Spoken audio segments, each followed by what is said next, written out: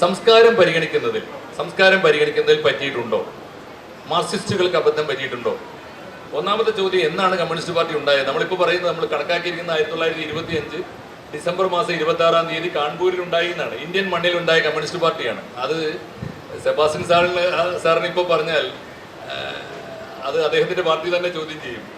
കാരണം CPIM വിശ്വസിക്കുന്നത് അങ്ങനെയല്ല. 1920 ഒക്ടോബർ 17 താഷ്കെൻഡിൽ ഉണ്ടായി. താഷ്കെൻഡ് എന്ന് പറയുന്നത് പഴയ സോവിയറ്റ് യൂണിയനിലാണ്, ഇപ്പോൾ ഉസ്ബെക്കിസ്ഥാന്റെ തലസ്ഥാനമാണ്. താഷ്കെൻഡിലുണ്ടായ communist party Indian communist party അല്ല എന്ന് കലഹിച്ചുകൊണ്ടാണ് ഇതപര്യന്തം CPI നിൽക്കുന്നത്. ഒരേ മുന്നണിയിൽ രണ്ട് പാർട്ടികൾ തമ്മിലുള്ള കലഹം ഈ അടിസ്ഥാനപരമായി എനിക്ക് തോന്നുന്നു ഈ NEP-യുടെ ഫണ്ടും PM ശ്രീ ഒന്നുമല്ല അടിസ്ഥാന തർക്കം.